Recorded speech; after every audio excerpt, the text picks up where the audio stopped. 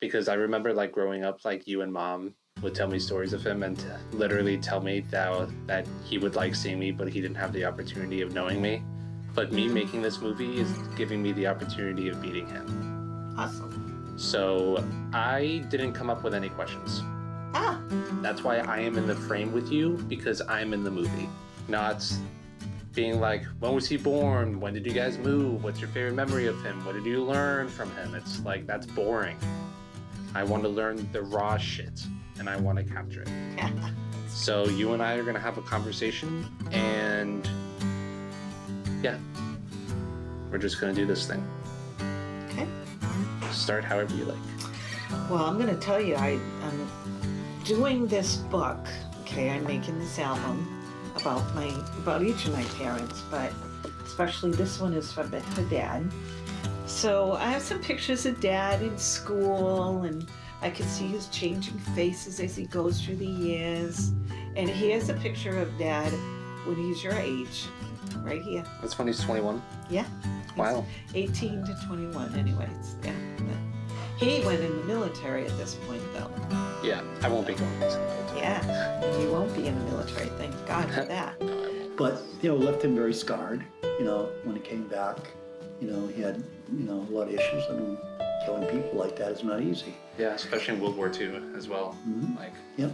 And he was young, he was 17 when he signed up, when he went into the military. How long was he in there for? Yeah, until the war would end. He didn't tell me the horror stories, but he told me that when he was in France, and there was a little boy actually who was, he got a bayonet from the Germans came through, and a little boy got in their way. They just cut off his leg. So my dad went there, and he was helping that little boy and the family move together until then they got the orders to move away.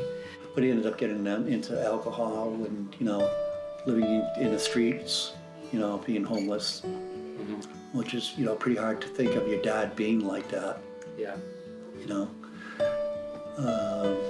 So he met my mother, and, then they started getting along. He started helping her out. When he saw her back down with 3 kids and groceries, he offered to help her carry the groceries so she could get home safely with the kids. And that's how they met.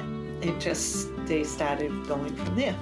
They ended up getting married, and then together they had 8 more kids. So they had a total of 14. 3 from my father's first marriage, 3 from my mother's, and then 8 of us, so 14 kids in all, which is a pretty good-sized family. That's a good-sized family, yeah. I remember him working, laying bricks. He was a bricklayer by trade. And he moved furniture in the wintertime and laid bricks in the summertime. And went to one job with him. It was down in Worcester. And it was an apartment complex that he was working on. It was the only job I actually went to, and I was there just a short time. These are 2 buildings that are standing now, and my daddy built these. Cool? It's pretty cool. Yeah. This is the Greek church. It's right across from Elm Park in Worcester. Mm-hmm. And this is right around the corner on Elm Street, an apartment complex. Still standing there. Dope. Yeah. Yeah, every single time, like, I drive with Meme or Mom, like, they always point it out. They're always like, Grandpa used to always, do that, yeah. Yep. How long did he do that bricklaying? He did it for quite a while, actually. Until, I think I was probably about 9 or 10 is when he, he had a lot of health issues. He started coming down with a lot of health issues. He stopped laying brick. Dad had started, when he became ill, he started a leathercraft business.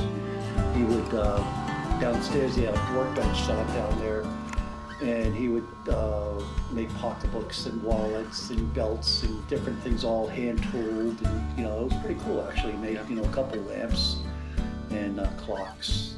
And then he went, he used to volunteer with the VA out in Rutland. It was a VA hospital, some people like deformed and stuff like that. And I remember going out there with him a few times. And there was a lady, I can't remember her name, but she was only about this big, and she was on like a stretch, a gurney like, and she was older. She was probably 30 years old, 35 years old, and she was doing leather craft, and she would hold the pieces and she would pull the needle up with her teeth and put it through it. And she actually used her mouth and banged away and made herself a wallet. That's incredible. Yeah, And he helped her do that. he helped her do that. Yeah, yeah. Actually took the time to help her and teach her and stuff. Cared. Yeah.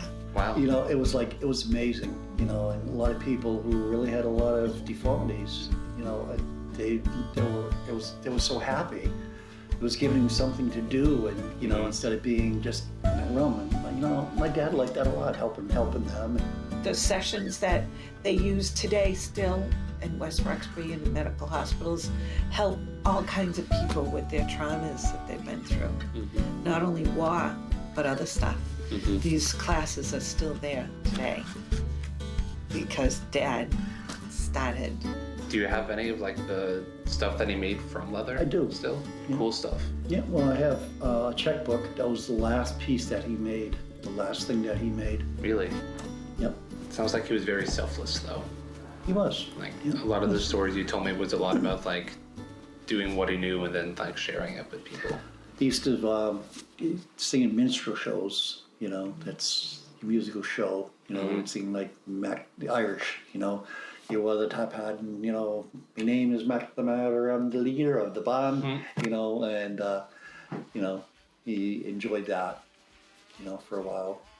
And so that was back when I was little, you know, so. Let's see, what else can I say about my dad? My name is McNamara, I'm the leader of the band.